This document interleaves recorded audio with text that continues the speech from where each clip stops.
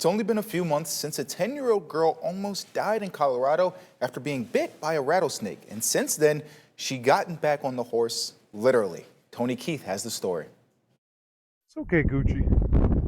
On a windy day in El Paso County, east of Colorado Springs, 10-year-old Juliette Schubert sits tall on her horse Gucci.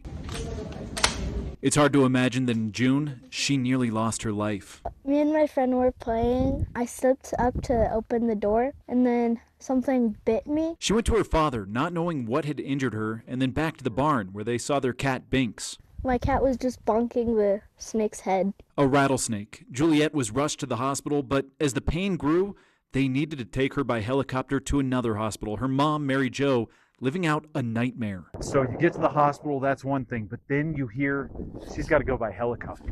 It's the scariest thing I've ever been through. You never really expect it, but it's something, it happened so fast, and you think you're prepared, but you're not. 18 vials of anti-venom were needed to save Juliette's life, but before she was even fully healed, she wanted to get back to what she loves.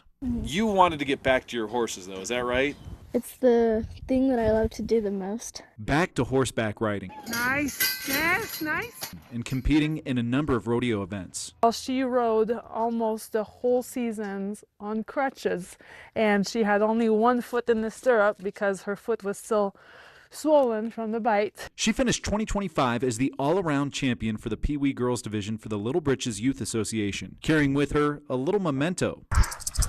The rattle of the snake that nearly killed her, a reminder to never give up. And on her championship saddle? So we got a snake print seat to remember forever what she's been through. She was in pain, and she still kept going just because it's what she loved the most to do. So cowgirl up.